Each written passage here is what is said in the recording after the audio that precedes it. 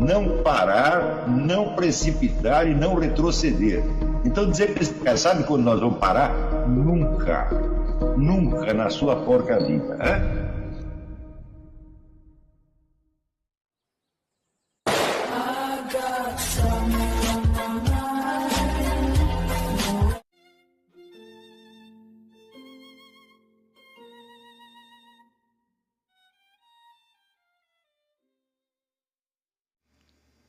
E aí pessoal, tranquilo? Então vem aqui antes do vídeo começar, pedir para vocês se inscreverem, quem não for inscrito, compartilhar, curtir, comentar. Quem puder seja membro do canal, que isso ajuda bastante. Tem também o link do Apoia-se.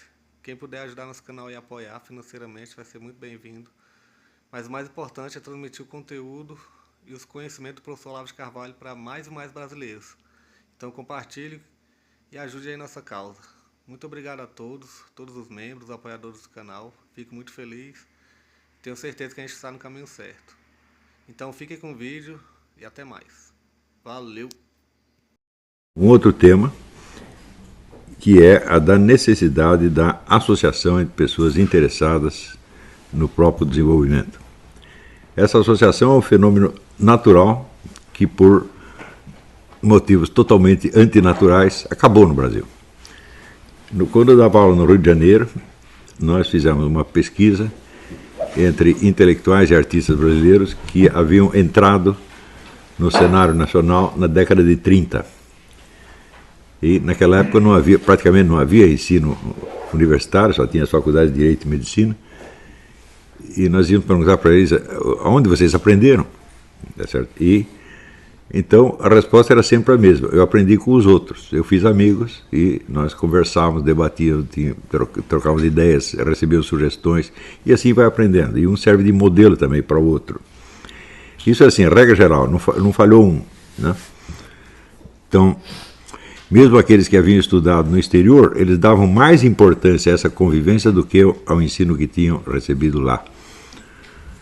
Se você pegar, por exemplo, o Gilberto Freire estudou nos Estados Unidos, estudou com o antropólogo Franz Boas, mas o essencial da mentalidade dele foi formado no Brasil, no intercâmbio de ideias. Então, onde quer que você verifique um florescimento literário, científico, filosófico, você vai ter esse fenômeno.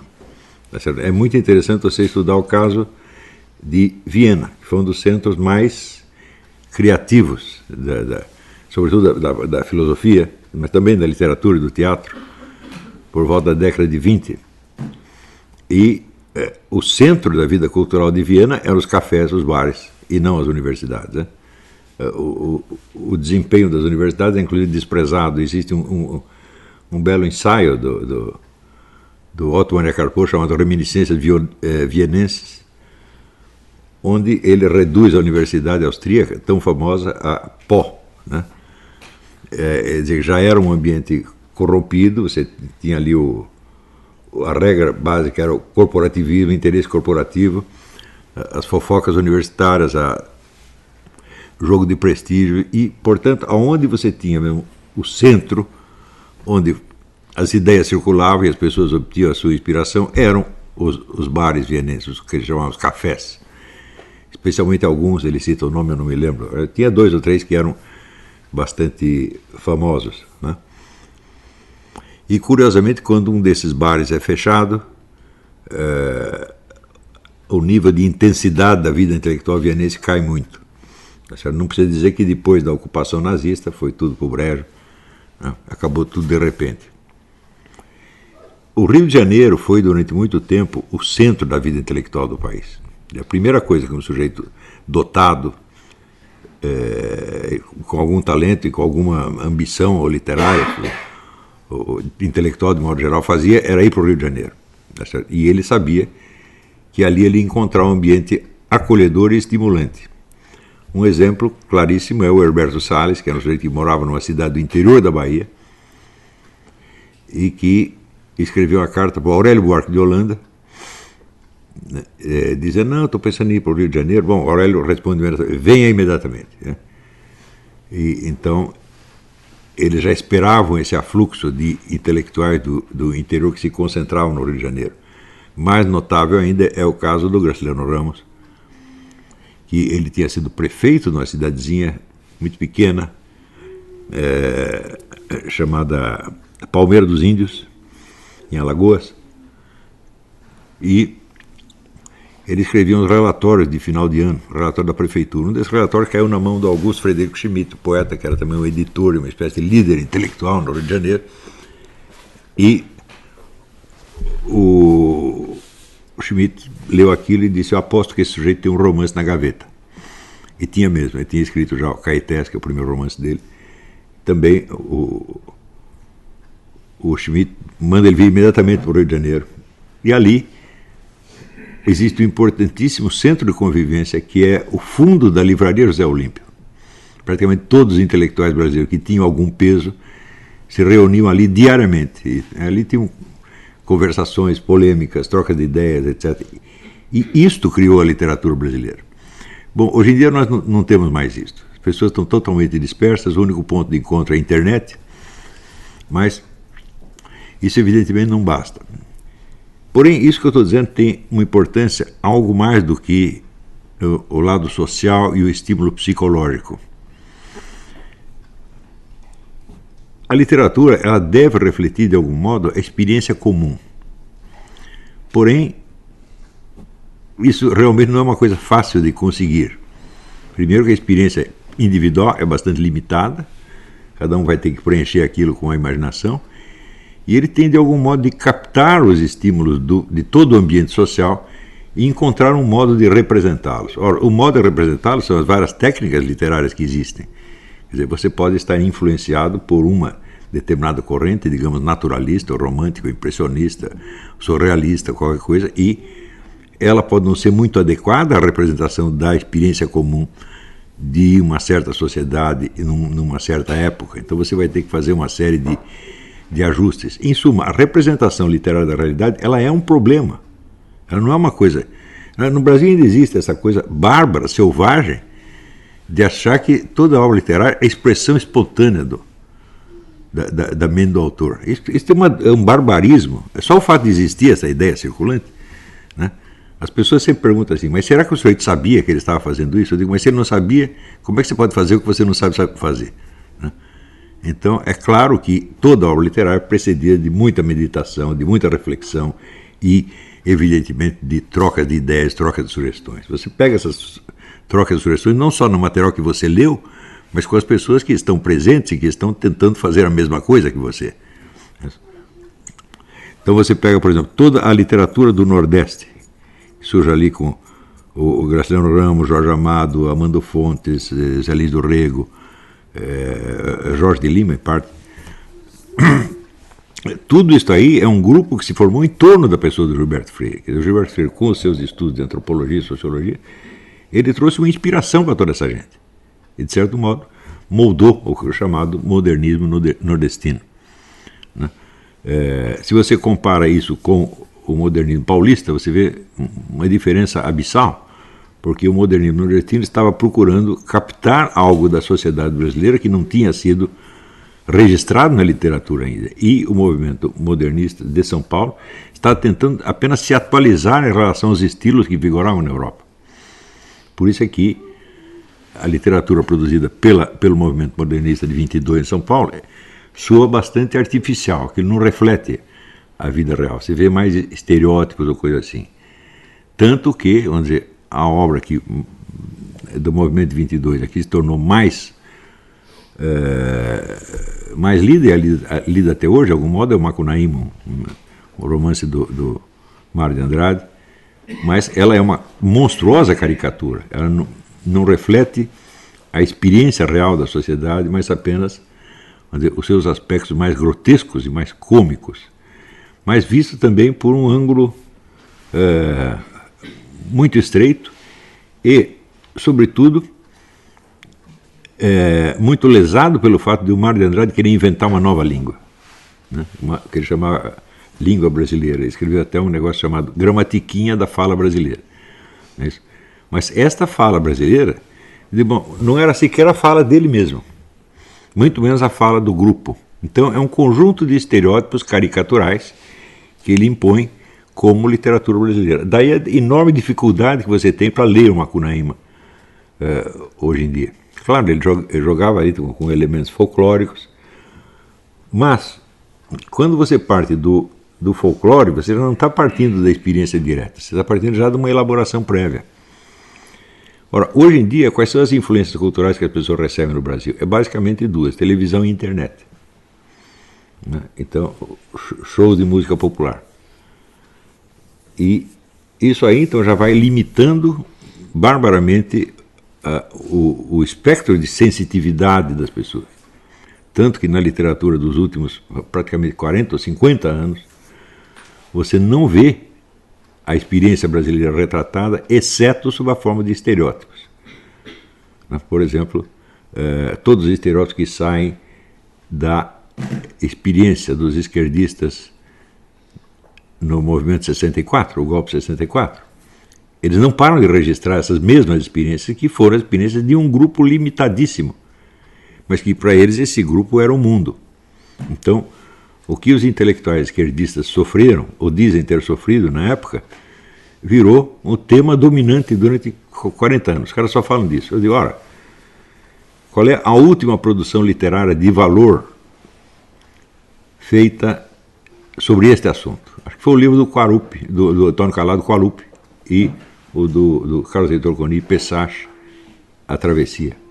Houve outros que escreveram também, mas também numa clave deformante, com por exemplo, o Marco Rebelo, que já estava muito velho, escreveu uma sátira dos militares, chamada O Simples Coronel Madureira. Então ele pega um milico idiota, bem estereotipado, não caricatural, e escreve um romance em torno disso. Então isso realmente não reflete a experiência do Brasil. É claro que a experiência deste grupo específico de intelectuais de esquerda, ela é perfeitamente real, tá certo? Mas isso coincidia com a experiência do restante da população? Eu vejo, por exemplo, que na época o pessoal da esquerda estava aterrorizado, mas o resto da população não estava de maneira alguma. Então você tem um contraste aí. Agora, você dizer, a nação inteira, 200 milhões de pessoas, são todos uns alienados, só nós sabemos a realidade. E na hora que você pensou isso, você já cortou o contato com a vida real na mesma hora. Quer dizer que a conversa do grupo se torna um substitutivo do mundo. Não é isso? E isso, evidentemente, matou matou a produção literária por muitas décadas à frente. Eu acho que o Canto de Cisne foi o livro do Ledo Ivo, que chama A Morte do Brasil. Então a história gira em torno de um policial violento, uma coisa assim. Mas, um momento, aquilo era a morte do Brasil? Não, aquilo era a morte de um grupo. Não era do Brasil. Você não via uma atmosfera fúnebre durante a ditadura, exceto se você estivesse metido naquele grupo, certo? Que depois se associou à guerrilha, essa coisa toda. Então, você vê que até hoje o golpe 64 é o tema predominante das discussões entre os intelectuais de esquerda. Quer dizer, eles nunca se refizeram do susto, né? Eu até tenho uma explicação psicológica para isso. Que entre o dia 31 de março e o 1º de abril, todas as lideranças comunistas fugiram e se esconderam nas embaixadas, temendo uma matança geral. Mas não houve matança nenhuma. Na verdade,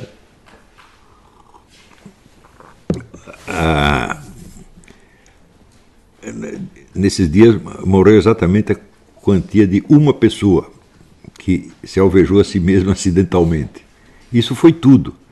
Então os camaradas escondidos, uns foram para o exterior. Eu me lembro que eu era estudante na época, e diante da notícia do golpe, nós saímos pelas ruas buscando as lideranças para que nos orientassem. E cadê as lideranças? Todas tinham sumido, né?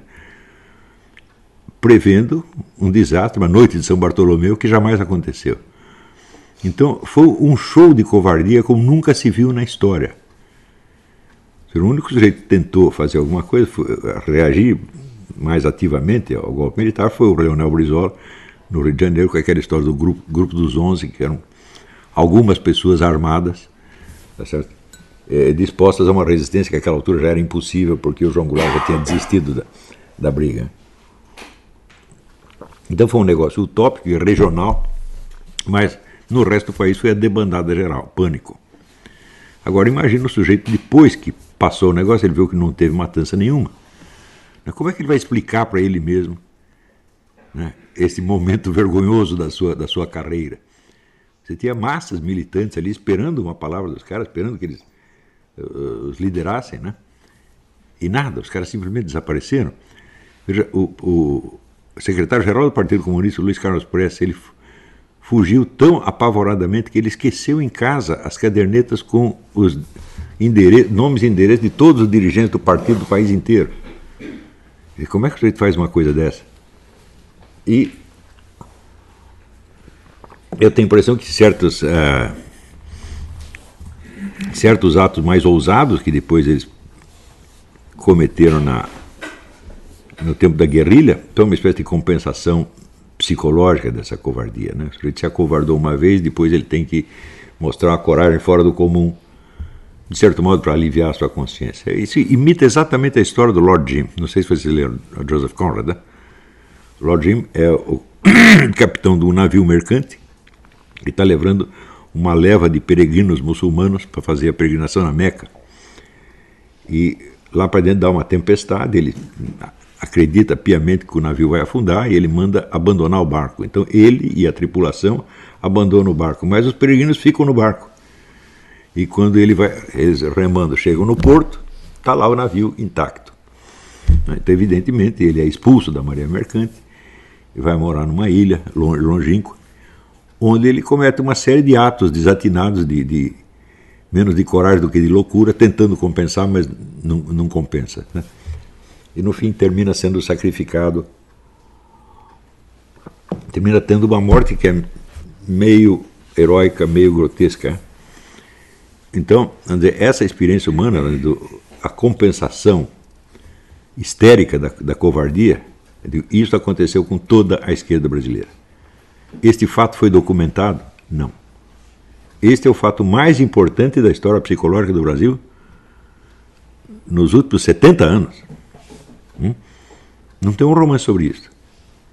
Este choque de você ter corrido de um perigo inexistente e depois você ter que fazer algum desatino para compensar aquilo, isto marcou a história do Brasil até hoje. Por que você acha que até hoje eles estão procurando os crimes da ditadura? A ditadura matou no total 400 pessoas, enquanto os assassinados, por sua vez, matavam 200. Quer dizer, houve um conflito armado, a parte mais forte venceu, mas a outra não deixou de cometer os seus crimes também. Então, o que tem isso de tão traumático numa época em que você tem 70 mil homicídios por ano? Quer dizer, por que esta violência sofrida por aquele grupo pequeno, né, que não chega nem a décima ou 20ª parte do número de vítimas assassinadas anualmente hoje em dia, por que isso tem tanta importância? Por que falar obsessivamente disso? Né? Sendo que há uma total desproporção entre o que aconteceu na época e o que acontece hoje, todos os dias. Então, isso aí não é uma conduta normal, não é uma conduta de senso comum, não é uma coisa racional, então tem que ter uma explicação de tipo neurótico, evidentemente. E isto, eu sou a única pessoa que observou isso. Até no livro O Exército na História do Brasil, que eu achei que o capítulo final sobre eu era editor do conjunto da obra, o capítulo final que dizia a respeito justamente a essa época do golpe, estava muito incompleto e eu fui pesquisar por mim mesmo e descobri isto, e escrevi isto no próprio livro, né? De maneira breve, sem investigar mais profundamente, mas mesmo os mais entusiasmados adeptos do regime de 64 não repararam nisso. Eles tratam tudo como se fosse uma questão de ideologias em disputa. Digo, claro, uma ideologia tem algum peso na hora das coisas, Mas ela não é a única motivação que leva as pessoas a agir dessa daquela maneira. Qualquer que seja a ideologia do cara, ele continua sendo um ser humano, com a psicologia de ser humano. E, evidentemente, ele tem milhares de motivações que são extra-ideológicas. Mas, por exemplo, o cara, seja da direita ou da esquerda, por exemplo, ele tem fome, ele tem medo, tem desejos, etc, etc. Então, por que dar uma explicação ideológica a uma coisa que tem uma motivação psicológica tão óbvia, que é o medo? Também, quando saiu o livro do Zuenir Ventura, 1968, o ano que não acabou, também é a mesma coisa. Você vê que em 68 aconteceram rebeliões estudantis em vários lugares. Na França, na Alemanha, nos Estados Unidos, etc, etc. Em todos esses lugares, os estudiosos já fizeram uma revisão severa daquilo. Os próprios participantes fizeram uma autocrítica assim, arrasadora daquilo lá. Não tem mais ninguém que leve a sério as rebeliões de 68 no mundo. Mas no Brasil ainda leva. Por quê? Justamente por causa deste fator. Então, os acontecimentos de 68 adquirem, vamos dizer, a importância de um símbolo do heroísmo da militância esquerdista para compensar a covardia de 1964. Então, depois disso surgiram alguns temas.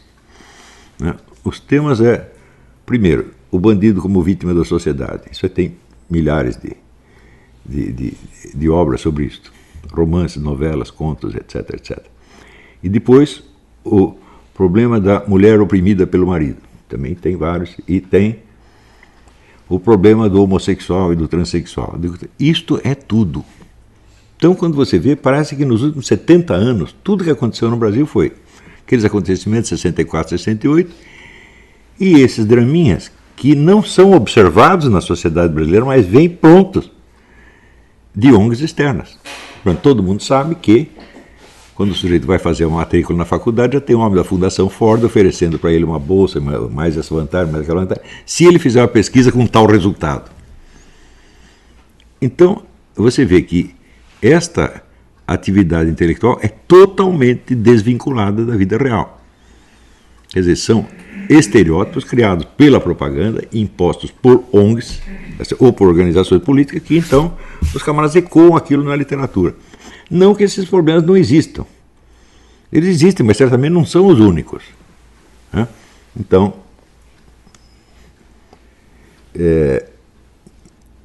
por exemplo, os problemas, vamos dizer, dos 70 mil vítimas de homicídio anual, elas não aparecem em parte alguma. Dá a impressão que só quem está sofrendo com isso é o bandido. Não é isso? Então, uma literatura feita de estereótipos, ela só serve para fins de propaganda, e mesmo como propaganda não funciona muito. Porque se você perguntar assim, de todo este formulário ideológico que moldou a vida intelectual nos últimos 70 anos, quanto disso se impregnou na mente popular? Praticamente nada. Se você perguntar assim, quantos brasileiros são, vamos dizer, adeptos da educação gaysista nas escolas? Vai ser 10%, 15% no máximo. Então isso quer dizer que a vida do povão desapareceu completamente da nossa literatura.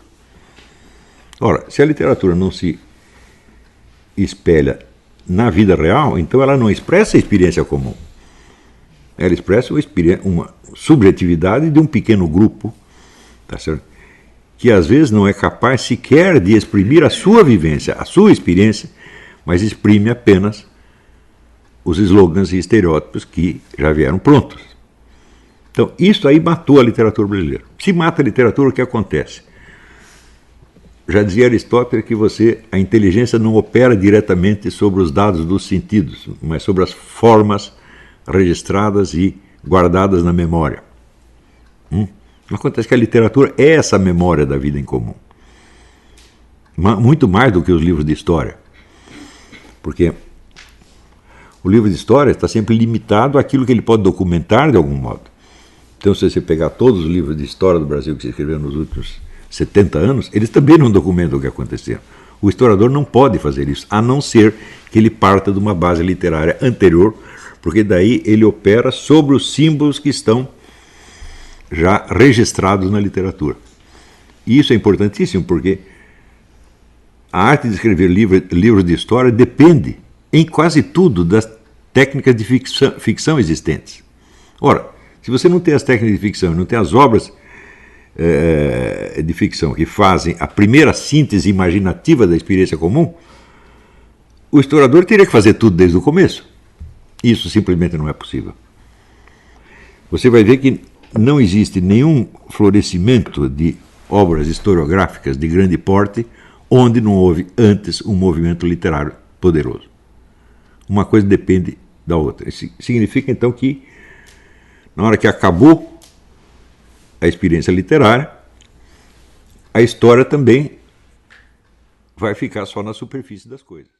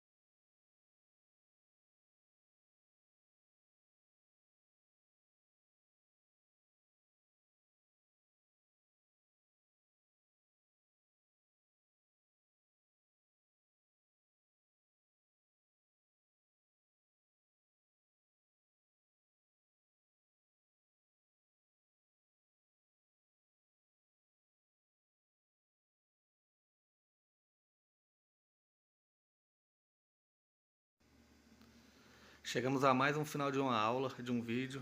Espero que tenham gostado. Quem não se inscreveu ainda, se inscreva, compartilhe, comente. Ajude nosso canal, apoie, seja membro. E ajude o nosso canal a chegar a cada dia a mais brasileiros que precisam muito do conhecimento do professor Olavo de Carvalho. Então é isso aí, fique com Deus, até o próximo. Valeu! Então é isso aí, pessoal.